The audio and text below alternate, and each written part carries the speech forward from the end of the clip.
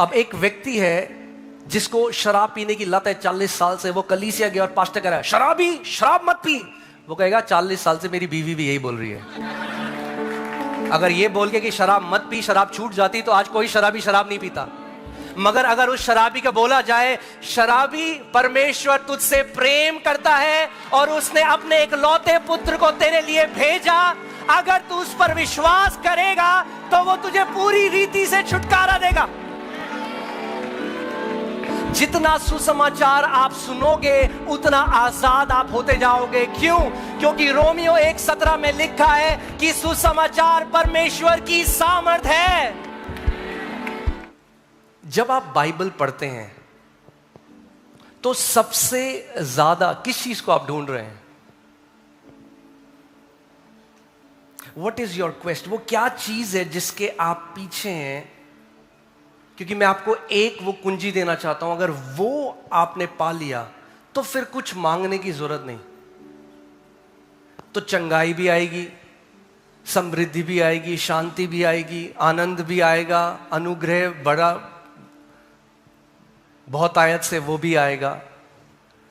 हम लोगों को ये समझना है कि जो हम वचन पढ़ते हैं, हमारा मेन सबसे बड़ा उद्देश्य वचन पढ़ने का है प्रभु यीशु मसीह की पहचान में बढ़ना। किस में बढ़ना? प्रभु यीशु मसीह की पहचान में बढ़ना। क्योंकि बाइबल बताती है जो प्रतिज्ञाएं परमेश्वर ने हमें दी हैं वो कार्यशील होती हैं या एक्टिवेट होती हैं मसीह की पहचान से। यानी जितना ज्यादा आप मसीह की पहचान में बढ़ते जाएंगे उतना ज्यादा प्रतिज्ञाएं अपने आप आपके जीवन में कार्यशील होती जाएंगी। और बाइबल हमें बताती है जब हम मसीह की पहचान में बढ़ते हैं तो अनुग्रह और शांति हमारे जीवन में उसकी बढ़ोतरी होने लग जाती है। कितने लोगों को अनुग्रह और शांति चाहिए अपने जीवन में?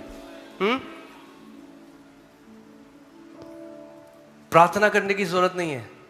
मसीह की पहचान में जैसे आप बढ़ते जाओगे, इंग्लिश बाइबल कहती है मल्टीप्लाई होती है, गुणा होती है।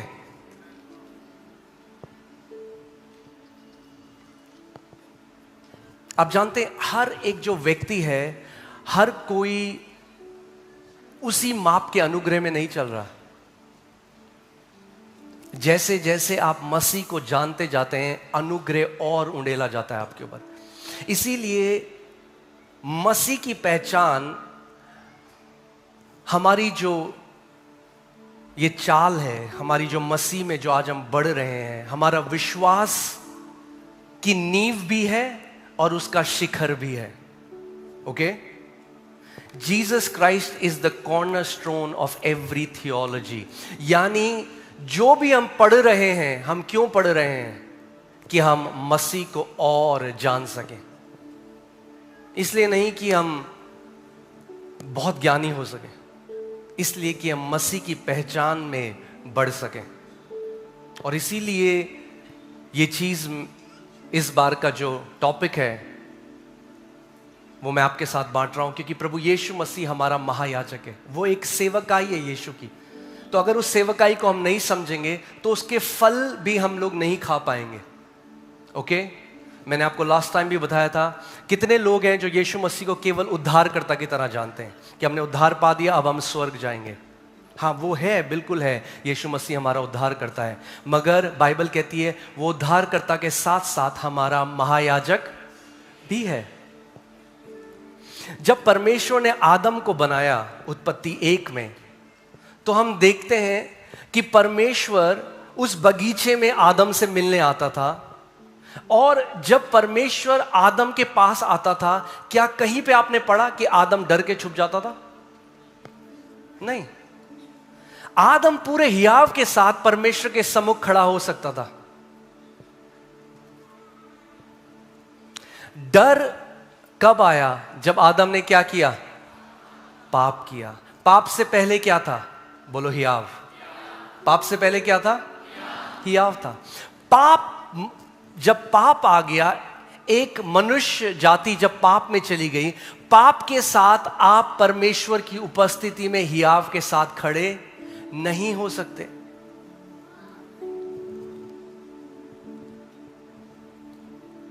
एक ही तरीका है।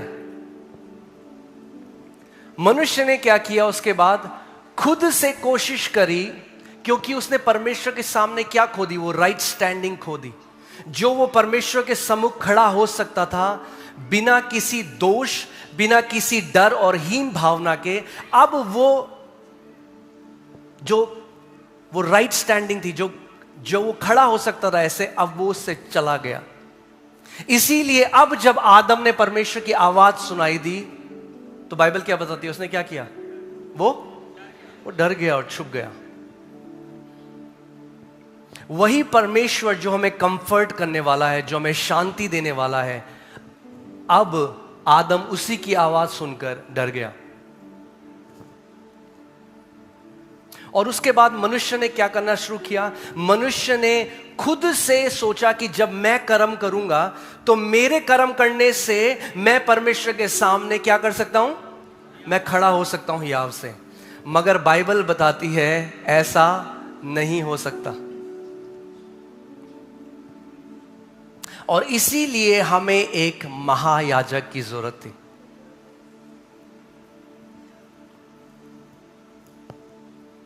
ठीक है, चलिए हम वचन में चलते हैं। इब्रानी 8:1-3 में पढ़ूंगा। अब ध्यान से इसको सुनिएगा।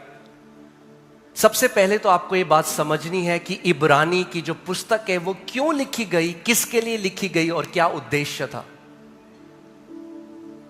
ठीक है, आमेन।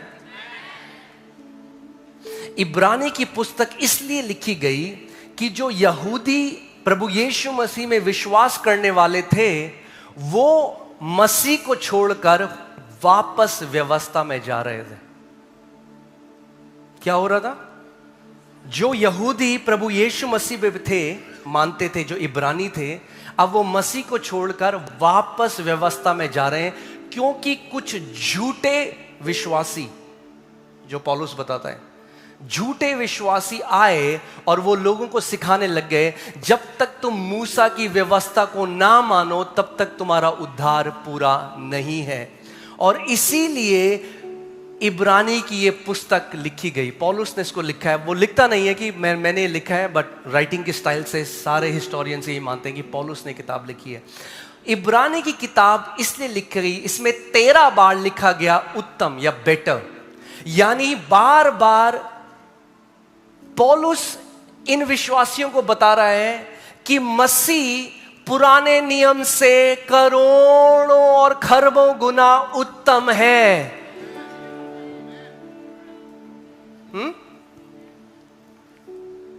ठीक है, आपको अभी तक ये समझ आ रहा है? तो आपको इसीलिए समझना है कि क्यों, इसीलिए जब आप इब्रानी पढ़ते हो, ऐसी कोई किताब और नहीं जिसमें पुराने नियम की जो बातें हैं वो इतनी लिखी गई। क्यों? क्योंकि जो ऑडियंस है, जो जिन लोगों से बात कर रहा है पौलुस, वो लोग हैं जो व्यवस्था से निकले हुए हैं। ठीक है, वो व्यवस्था को जानते हैं, व्यवस्था को जानने वाले हैं। इसीलिए पौलुस उनको अब बता रहा है कि मसीह कितना ज्यादा महान है पुराने नियम से। मैं आज आपको, तो अब आप ध्यान से सुनिएगा। इब्रानियों 8:1-3 में पढ़ता हूं। अब जो बातें हम कह रहे हैं उनमें से सबसे बड़ी बात यह है कि हमारा ऐसा महायाजक है जो स्वर्ग पर महामहिम के सिंहासन के दाहिने जा बैठा। सबसे पहले आपको समझना है कि जब एक यहूदी ये पढ़ेगा या ये सुनेगा तो उनके लिए ये निंदा की बात है। उनको लगेगा ये फॉल्स टीचर है, ये कैसी बात कर रहा है। क्योंकि कोई भी महायाजक के पास वो डरते कांपते तो पर्दे के अंदर जाता था, दाहिने हाथ कैसे बैठ सकता है।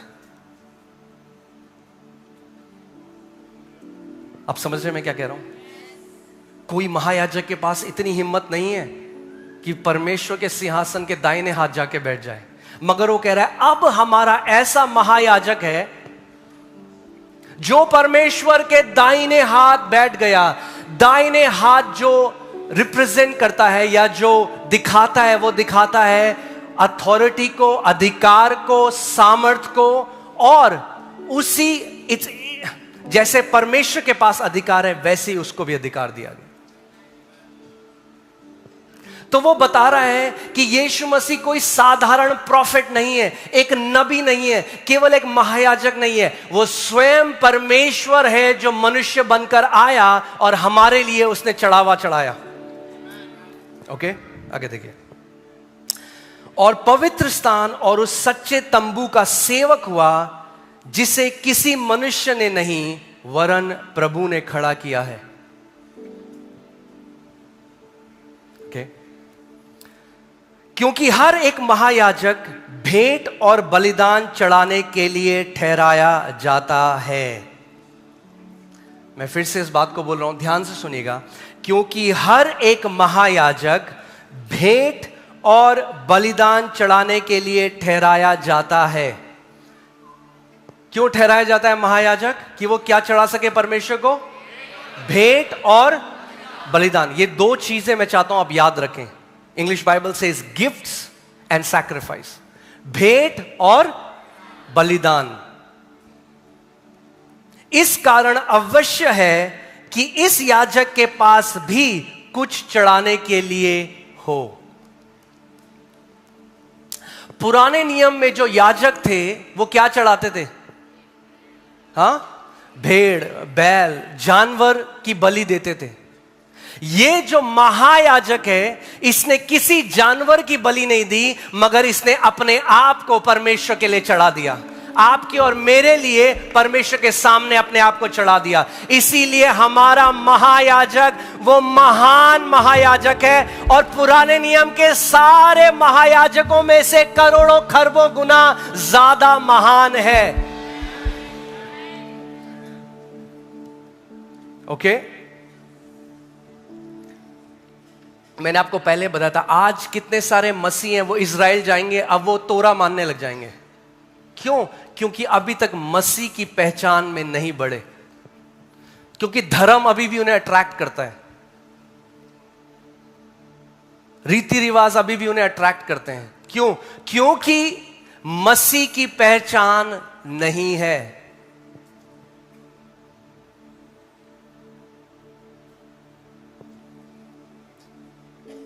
पुरानी व्यवस्था में जाना चाहते हैं।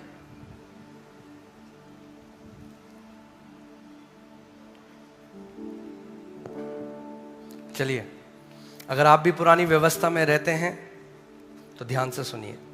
इब्रानी 10:1-4, क्योंकि व्यवस्था जिसमें आने वाली अच्छी वस्तुओं का प्रतिबिंब है। कौन सी वस्तुओं का?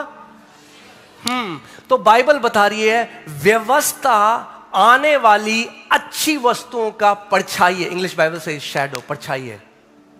मैंने आपको पिछली बार भी बताया था, अगर आप कहीं पे हैं और आप एक परछाई को देखते हैं आते हुए, अगर आप एक इंसान की परछाई को देखते हुए आते हैं तो आपको पता लग जाता है एक इंसान आ रहा है। अगर एक कुत्ते की परछाई को देखते हैं तो आपको पता लग जाता है कुत्ता आ रहा है। अगर एक पेड़ की परछाई देखते हैं तो आपको पता है आगे पेड़ है, क्योंकि परछाई आने वाली चीज को का प्रतिबिंब है। और बाइबल हमें बता रही है जो व्यवस्था है, व्यवस्था यानी जो 5 पुस्तकें मूसा ने लिखी, वो क्या है? केवल क्या है? परछाई है। कई लोग आज परछाई के पीछे भाग रहे हैं। मैं केवल वचन आपके सामने बांट रहा हूं और मैं चाहता हूं वचन को आप ध्यान धरकर सुने।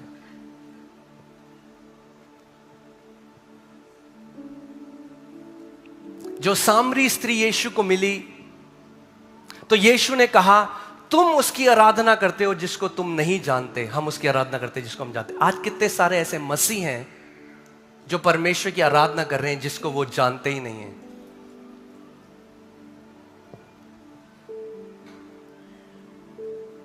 वो आज भी ईसाई रीति रिवाजों में फंसे हुए हैं।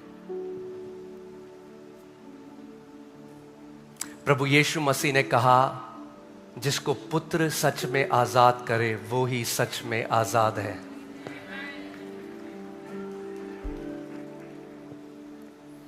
क्योंकि व्यवस्था जिसमें आने वाली अच्छी वस्तुओं का प्रतिबिंब है पर उनका असली स्वरूप नहीं, यानी व्यवस्था में अच्छा स्वरूप नहीं था। इसीलिए उन एक ही प्रकार के बलिदानों के द्वारा जो प्रतिवर्ष अचूक चढ़ाए जाते थे, पास आने वाले को कदापि सिद्ध नहीं कर सकती। यानी व्यवस्था में जो रीति रिवाज हैं, जो विधियां बताई गई हैं, वो लोगों को पवित्र नहीं कर सकती। नहीं तो उनका चढ़ाना बंद क्यों ना हो जाता।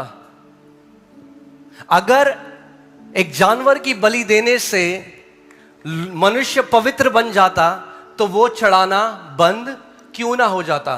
पर क्योंकि वो मनुष्य को पवित्र नहीं कर सकता था वो चढ़ावा, इसीलिए हर साल उसको लगातार चढ़ाना पड़ता था। इसीलिए जब सेवा करने वाले एक ही बार शुद्ध हो जाते तो फिर उनका विवेक उन्हें पापी ना ठहराता। आज कितने सारे मसीह हैं जिनका विवेक उन्हें पापी ठहराता है। आज कितनी सारी टीचिंग है जिसमें मसीहों को पुलपिट से पापी बोला जाता है। क्यों? आपको समझना पड़ेगा, दो तरह के पुलपिट हैं आज भी चर्च में। एक सिनाई पर्वत के ऊपर जहां से व्यवस्था दी गई, और एक सियोन पर्वत के ऊपर जहां से अनुग्रह और शांति की बात कही गई। व्यवस्था हमेशा मृत्यु को पैदा करता है, मित्र को नहीं। मित्र नए नियम में, ठीक है। हिंदी समझ में आ रही है ना? अमेरिका में तो नहीं हूं मैं। हाँ, बहुत चुप हो आप बहुत ही गणन मंथन कर रहे हैं।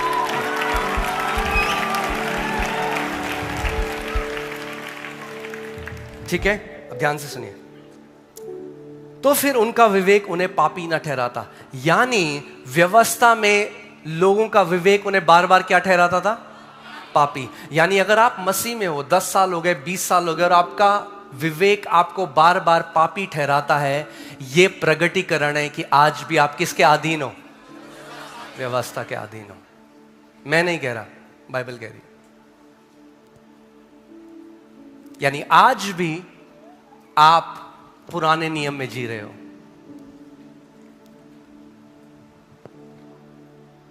अगर आज भी आप अपने आप को पापी देखते हो, अगर आज भी आपका विवेक आपको पापी दोष लगाता है, तो फिर आप व्यवस्था के अधीन हो। परंतु उनके द्वारा प्रतिवर्ष पापों का स्मरण हुआ करता है, क्योंकि यह अनहोना है कि बैलों और बकरों का लहू पापों को दूर करे। क्योंकि यह अनहोना है कि बैलों और बकरों का लहू पापों को दूर करे।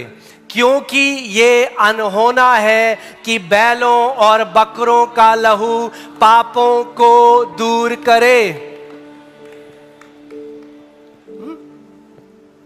हम पे सबसे ज्यादा एलिगेशन क्या लगते हैं पता है आपको? ये पाप के विरोध में नहीं सिखाते, पाप के विरोध में। अरे प्रॉब्लम चिल्लाएं या सॉल्यूशन चिल्लाएं?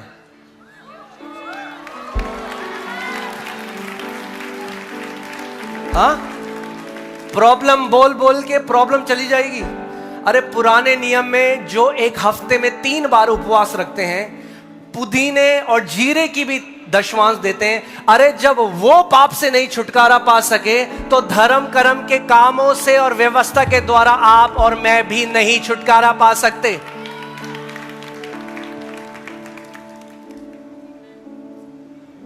ध्यान से मेरी एक बात सुनो, पाप मत करो, पाप मत करो, पाप मत करो सुसमाचार नहीं है। क्योंकि अगर यह सुसमाचार है तो फिर तो हर धर्म में सुसमाचार है। आपने सुना मैंने क्या कहा? झूठ मत बोलो, चोरी मत करो, हत्या मत करो, हर धर्म सिखा रहा है। सुसमाचार क्या है? सुसमाचार मसीह के बारे में है।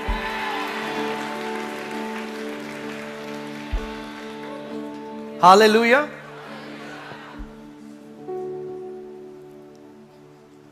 जब वो सूबेदार पौलुस के पास आया, जब पौलुस और सिलास रात को आराधना कर रहे थे और भूकंप आया, वो डर गया, वो पौलुस के पास आया, बोला श्रीमान मैं क्या करूं कि मैं उद्धार पाऊं? पौलुस ने कहा पाप मत कर।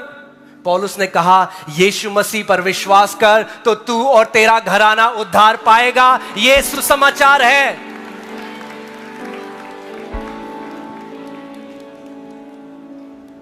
क्या हम ये सिखा रहे हैं यहां से पाप करो? अरे नहीं भाई, बोलो पाप करो या पाप ना करो, वो तब भी पाप करेंगे। इसीलिए सफेद कपड़े पहन के भी लोग कमरे में जाके पाप करते हैं।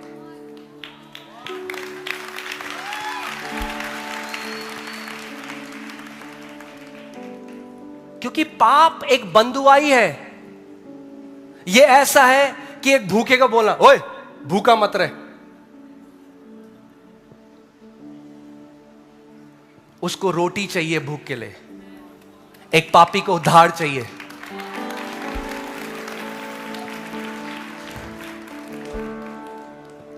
क्योंकि हमने सुसमाचार को नहीं समझा,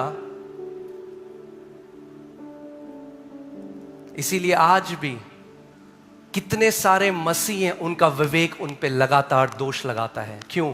क्योंकि वो आज भी व्यवस्था के अधीन है। और क्योंकि व्यवस्था के अधीन है, इसीलिए हियाव से अनुग्रह के सिंहासन के पास नहीं जा सकते। हम सब ने वो कहानी पढ़ी है कि इजरायली जो लोग थे 40 साल वो मरुस्थल में, विल्डरनेस में घूमते रहे और फिर वो वाचा के देश में प्रवेश ना करने पाए। और हम कहते हैं कि आप बेवकूफ थे इजरायली। मगर हम ये नहीं समझते उस कहानी के पीछे एक सीख है, और सीख ये है कि दास कभी भी प्रॉमिस लैंड में एंटर नहीं कर सकता।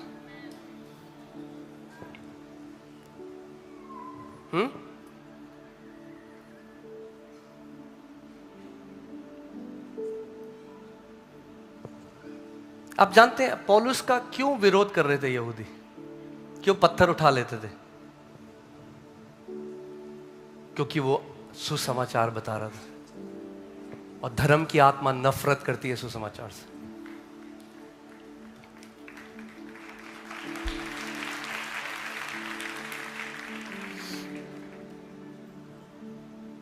आमीन। सो सॉल्यूशन बताते हैं ना, प्रॉब्लम तो बता रहे हैं लोग बहुत टाइम से।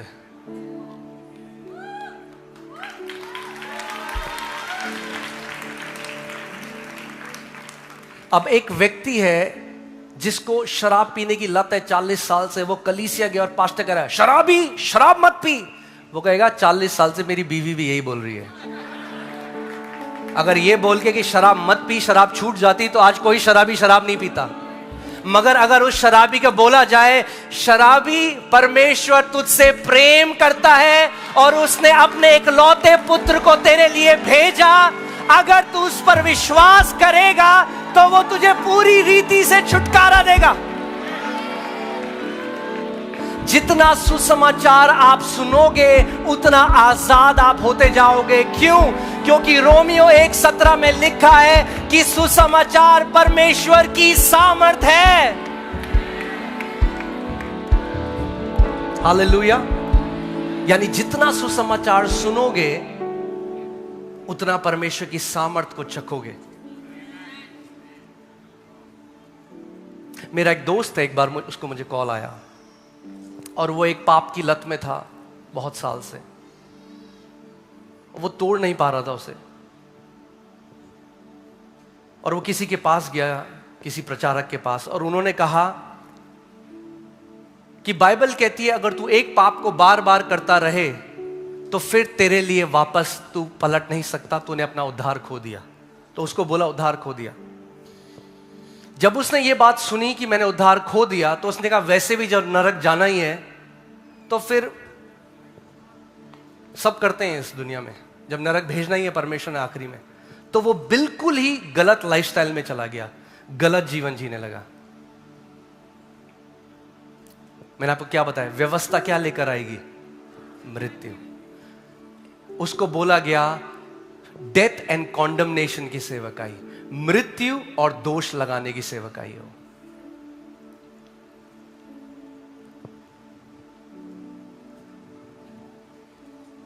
अगर आप एक ऐसे पुलपिट के अधीन हो जहां पे आपको दोष लगाया जाता है, तो वो पुलपिट सिनाई पर्वत पे है। मगर अगर आप ऐसे पुलपिट से सुनते हो जहां मसीह को उठाया जाता है, तो वो सिय्योन पर्वत में लगा हुआ है।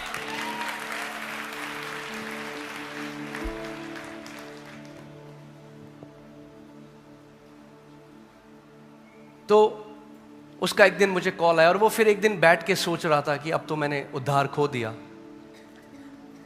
क्योंकि इतने साल हो गए, 10-20 साल हो गए, मैं यही पाप बार बार करता हूँ, बार बार पश्चाताप करता हूँ, फिर वही पाप करता हूँ, फिर वही पश्चाताप करता हूँ, और अब तो मुझे एक परमेश्वर के जन ने भी बोल दिया कि मैंने उद्धार खो दिया है। तो एक दिन जब वो ऐसे ही बैठ के सोच रहा था, उसके मन में पवित्र आत्मा ने उससे बोला कि मुझे वो कॉल करे।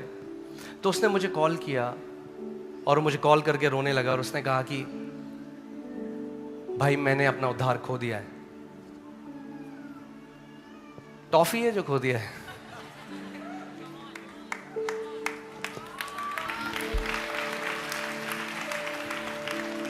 क्योंकि जाने ही नहीं उद्धार क्या है, तो खो दिया है। चीज थोड़ा है जो प्रभु ने दी है। अरे उद्धार परमेश्वर से जन्म लेना है, कैसे खो सकते हो उसे?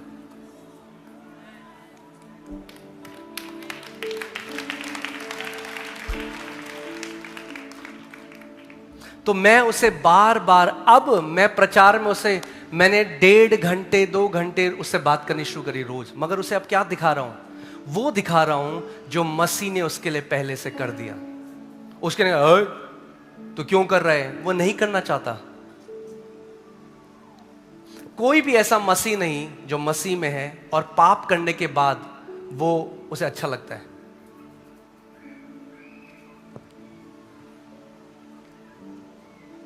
और मैं केवल सुसमाचार उसे बताता गया, और आज वो कंप्लीटली फ्री है, कंप्लीटली फ्री। घंटों रात को प्रार्थना करता है, रात को 3-3 4-4 बजे उठ के प्रार्थना करता है। वही व्यक्ति जिसने सोचा था उसने उद्धार को खो दिया। प्रॉब्लम हाँ, अगर यहां अंधेरा है, मगर अंधेरा अंधेरा मत हो, अंधेरा मत हो, अंधेरा चला जाएगा अंधेरा। मुझे क्या चाहिए? अंधेरे को भगाना है तो लाइट ऑन करो, अंधेरा भाग जाएगा अपने आप। आमीन। मुझे लाइट की जरूरत है अगर अंधेरा को भगाना है, अंधेरे के ऊपर चिल्लाना नहीं है। हालेलुया।